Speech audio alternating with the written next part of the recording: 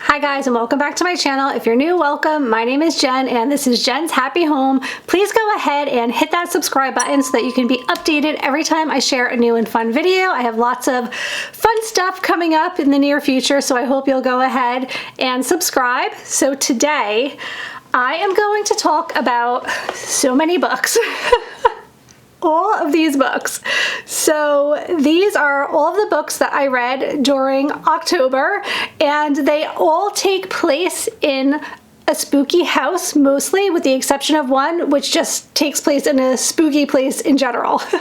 So I'm really excited to talk a little bit about these books. I haven't done a book review or a like what I read in the past month type of a video in a long time, and a lot of you guys requested that I do one, and this was the month for me to do it because there are so many great books that I read this month. You can see I am still in Halloween mode here. I know most of YouTube world has already made the transition from Halloween into Christmas, basically.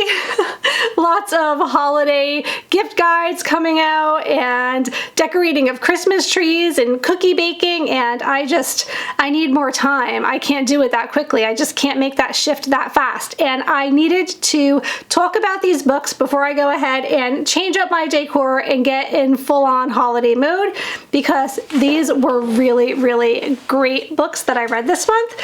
So what I'm going to do is I categorized them from the least scary to the most scary. So the very last book in this pile is going to be the one that frightened me the most. All right, so here we go. I'm going to start off with a children's book that I listened to the Audible and I read along as well, and this is The Graveyard Book by Neil Gaiman. Last year I read Coraline, which is dear to my heart. Love the movie, love the story, and this takes place in a cemetery. So this book is about a little boy who is raised by basically two dead people in a cemetery, but he is human and he is alive, and it's just a really, really interesting story. It starts off where somebody is in his house with a knife trying to murder him, and he is a baby in a crib, and he climbs out of the crib and escapes the house not knowing what's going on, and he ends up crawling into this graveyard.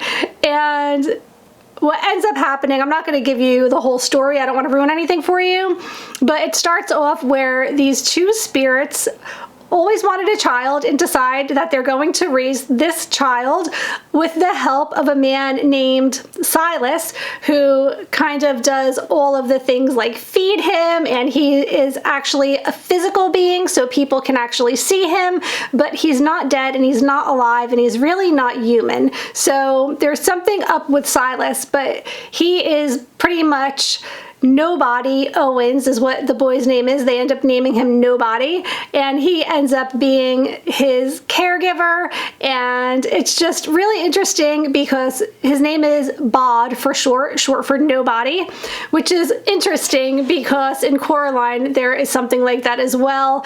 There's a little boy and his name is Wish You Weren't Born. I think that's what his name is, and they call him YB for short. It's just so weird.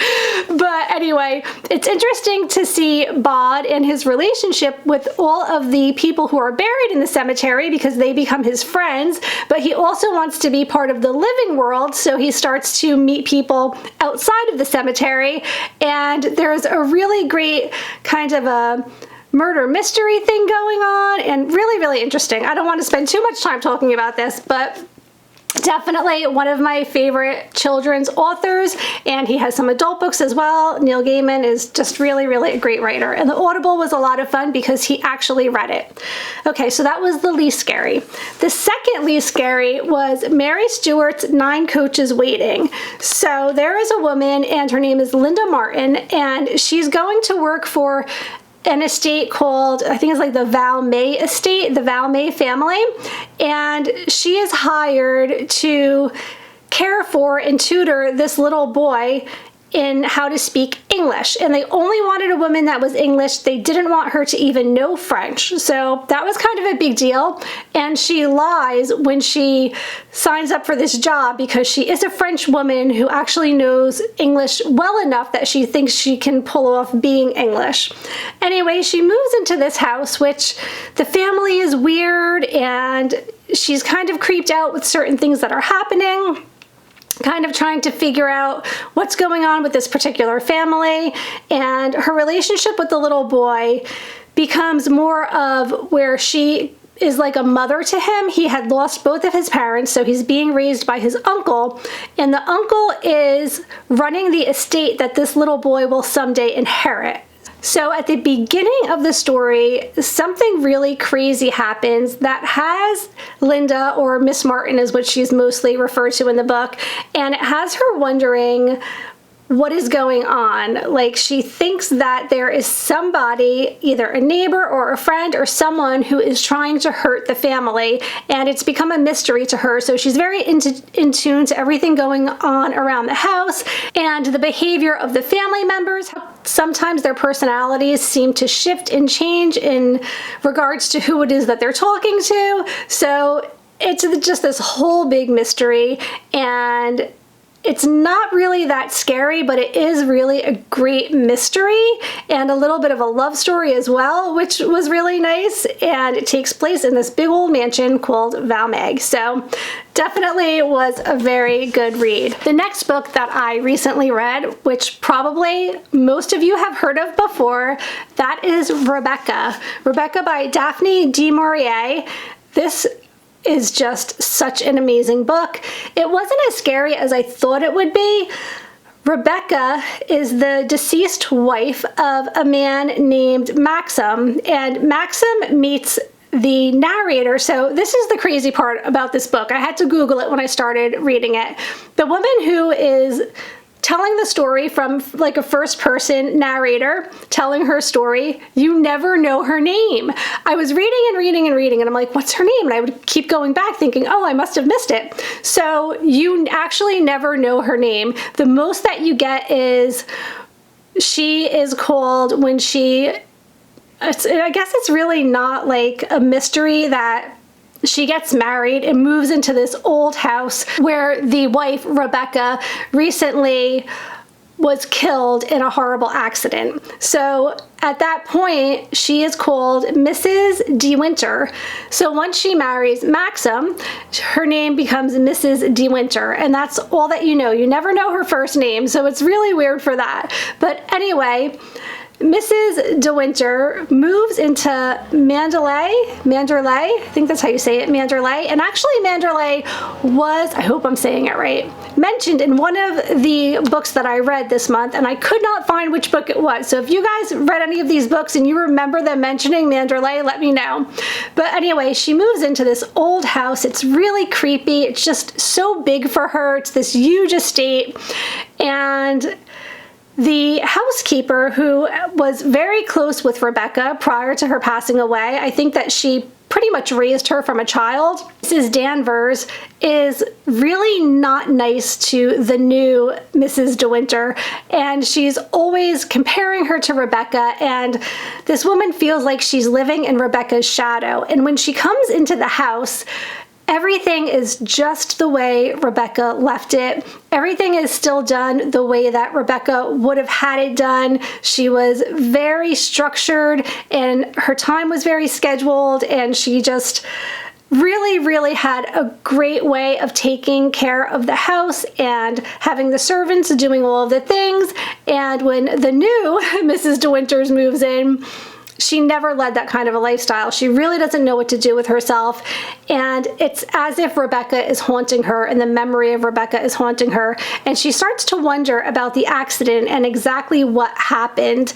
And there are some scenes where you think that the ghost of Rebecca is there, but it wasn't scary enough for me, although I think the movie is going to be way scarier, and I think there's a new one that was just released, but I want to see the original Alfred Hitchcock one because I think that one's going to be pretty creepy. So I really love her style of writing though, and I have, look at how many things I have earmarked here. These are just quotes that were said in the book that I really, really liked, so I'll share a couple of those with you. Happiness is not a possession to be prized. It is a quality of thought, a state of mind. Of course, we have our moments of depression, but there are other moments too. When time, unmeasured by the clock, runs on into eternity, and catching his smile, I know we are together. We march in unison. No clash of thought or of opinion makes a barrier between us. Okay, so this was one of my favorites. I'm glad it cannot happen twice. The fever of first love, for it is a fever and a burden too. Whatever the poets may say, they are not brave the days when we are 21. They are full of little cowardices, little fears without foundation, and one is so easily bruised, so swiftly wounded, one falls to the first barbed word. It's just, I can go on because her writing is just unbelievable, and I think I have at least 1 or 2 more books from her that I'm really anxious to read. Okay, so the next book is called Mexican Gothic by Silvia Moreno Garcia. This is the book that we chose for my Patreon book club. If you guys are not following me over on Patreon and you are into reading, you totally should head over there because we have a book club that we do pretty much every single month, and we vote on a book and then we talk about it, and it's so much fun. It's one of my favorite things that we do over on my Patreon channel, so totally check it out. I always have the link below. I'll leave it above. For like $5 a month, you can be involved in so many fun things that we have going on over there. Plus, it's just a great way to support the channel. Those are the people that keep me alive here on YouTube. Otherwise, I probably would not be able to afford to do YouTube currently. Okay, anyway, Mexican Gothic.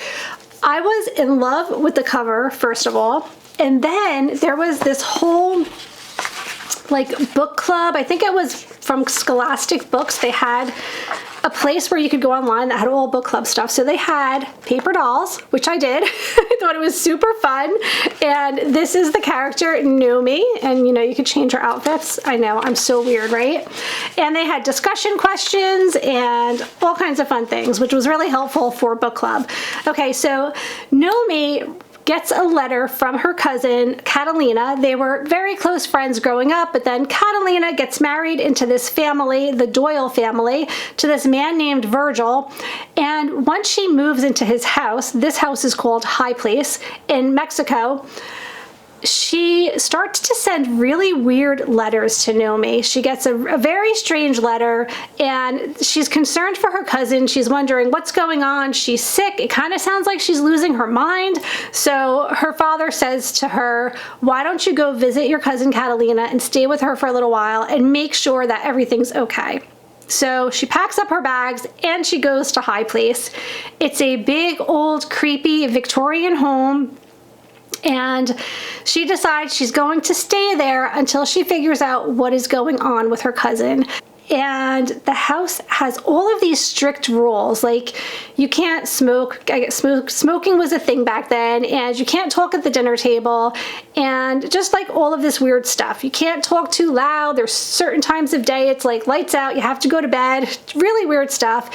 And Nomi is totally not into that, and she has a great personality. She's super funny and she is defiant, so I really liked her character.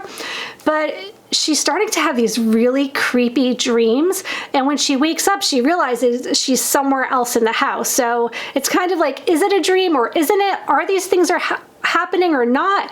And her cousin is really going crazy and talking crazy, and then she sees like these things in the wallpaper. It's like the wallpaper is moving and coming to life.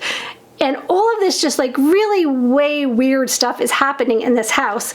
So she is researching the history of the house and finding out some pretty creepy things that have happened in the past, and finding out some really, really disturbing things about the family and the history of the family. And then it just takes a turn where it gets super weird, like to the point where I was not believing it anymore. So I really liked the way this began, but then it kind of shifted on me and I really lost interest. There was some gore and some kind of disturbing types of gore, just things that didn't settle well with me, which I did not like. And I just felt like the first maybe 70% of the book was really good, and then it lost me. I didn't like the direction that it went to. But I know a lot of other people that really enjoyed this book. No one in my book club did, though.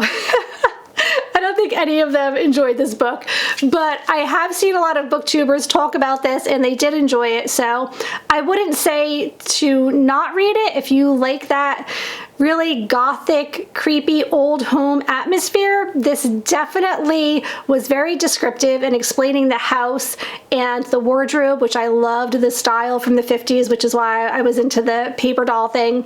So it was interesting, but I just don't like the turn that it took. Okay, I have another book club book. This was for my neighborhood book club, which I hosted this month, and this is Home Before Dark by Riley Sager. This was my favorite book of October. I loved this book so much. I loved the writing style, the storyline. It was amazing. So what's really cool, especially about this book, is basically there is a woman who inherits an estate called Banbury Hall. Maggie Holt lived with her family in Banbury Hall for like weeks when she was a child, for like, I think it was like 2 weeks or 4 weeks, I forget. Very, very short period of time. And what happened in her short period of time there was so horrific that her father, Ewan Holt, decided to write a book called House of Horrors, all about his experience in Banbury Hall. They go fleeing from the estate when she is a young child, and they never ever go back. It comes to current day and her father passes away. Lo and behold, he never got rid of the estate. He still owns Banbury Hall, and it's been sitting there for all of these years with nobody living in it. And she gets it. He leaves it to her in his will, and she's so surprised that he still even owns this place. But she also doesn't remember anything about her time there other than what is written in the book, which she doesn't believe any of it. And what's really cool is, I'll just show you the inside of the book. It's told on 2 accounts. House of Horrors, a true story by Ewan Holt, and you start with reading his story, and the font is different. When you get to Maggie's story, it just says like chapter 1, and the font changes here. And it goes back and forth like that throughout the book. So each chapter, it's a chapter from his book telling the really creepy House of Horrors stories, and then it's what she is doing and experiencing current day, and sometimes it mirrors what's happening in the House of Horrors. So she goes into this house thinking, I'm going to fix it up and I'm going to sell it, because that's actually what she's doing for a living currently. And when she gets there, the house is exactly as they left it. Her toys are still out, all of her old clothes are still hanging in the armoire. It's really, really creepy. Nothing has changed, nothing has been touched. And creepy things start to happen really fast, and she doesn't know if it's a neighbor messing with her, what's going on. She doesn't believe in ghosts. She doesn't believe any of it. Everything that's written in the book, she doesn't believe it. She thinks her father was a liar, and she kind of has that weighing on her. She has this unresolved thing with her dad, like her whole life was a lie. And more things begin to happen. She looks into the history of the house and finds that some of the things that her father was saying was actually true. Some of the really creepy things were proved to be true. So she's starting to wonder, like, wait, I don't believe in ghosts, but do I? Is this really happening? And it gets so scary.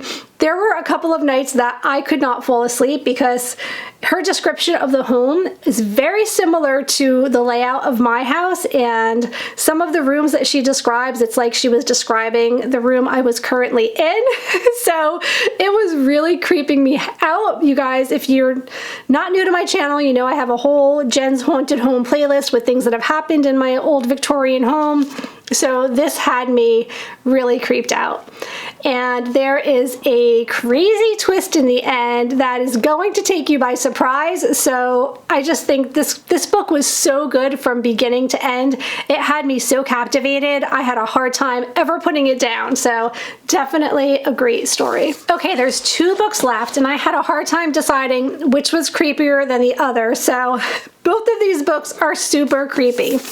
This is The Silent Companions, and this is by Laura Purcell. So this estate is called The Bridge, and there's a woman named Elsie. She is pregnant, and her husband Rupert had just passed away, and I believe the cause is unknown, and it was unexpected and just a crazy thing, and he just died. And they were newlyweds, and she's pregnant, and he left his family estate for her to take care of. She had never been there before, and she decides that she's going to move in and she's going to have her baby there and get settled and situated.